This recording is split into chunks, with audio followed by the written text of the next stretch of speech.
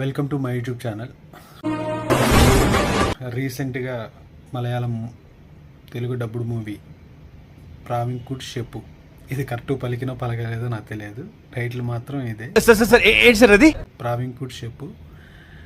Director Sreeraj Sreenivasan and casting వచ్చేసి బసిల్ జోసెఫ్, షోబిన్, మంజుమల్ బాయ్స్లో అదే రిస్క్ చేసి కింద దిగి అతన్ని కాపాడతాడు కదా, షోబిన్, ఆయన వీళ్ళే మెయిన్ క్యారెక్టర్స్.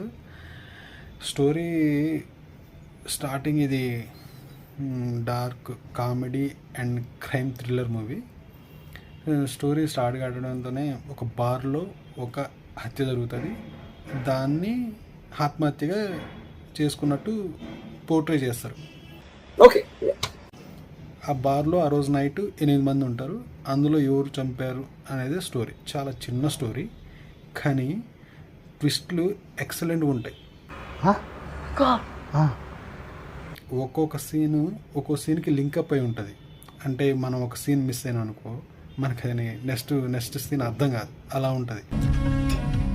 ఈ బసిల్ జోసెఫ్ అంటే మన హీరో వచ్చేసి ఆ ఊర్లోనే ఒక ఎస్ఐ, చాలా ఫ్రస్ట్రేటెడ్ ఎస్ఐ, అంటే చాలా కోపం, అండ్ తనకి ఒక పాస్ట్ ఉంటుంది, అది కూడా సినిమాలో ఉంటుంది. దానికి ఆ పాస్ట్కి అండ్ ఈ హత్యకి ఏం సంబంధం ఉందనేది సినిమా చూసే కొద్దీ చాలా ఇంట్రెస్ట్ పోతుంటుంది. బస్సులో ఎస్ఐ జరిగిన క్రైమ్ని ఎలా సాల్వ్ చేసిండు అండ్ హత్య చేసింది ఎవరు అనేది ఆ 8 మంది ఆ రోజు నైట్ ఆ బార్ అంటే అది ఒక పల్లెటూరు బారు, ఆ బార్లో ఉన్న 8 మందిలో ఎవరు చేశారు అనేది జరుగుతుంటుంది. ఆ బార్లోనే మన షోబిన్ వర్క్ చేస్తుంటాడు. ఆ బార్లోనే చనిపోయింది కూడా ఆ బార్ ఓనరు. ఎలా చనిపోయిండు, అది ఆత్మహత్యగా ఎవరు పోర్ట్రే చేశారు అనేది స్టోరీ.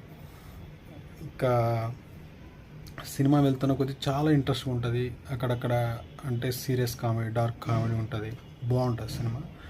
అండ్ ఫస్ట్ అయితే మనం ఇలాంటి సినిమాలు క్రైమ్ కామెడీ కాదు, థ్రిల్లర్ అనే సినిమాలు మనం కొరియన్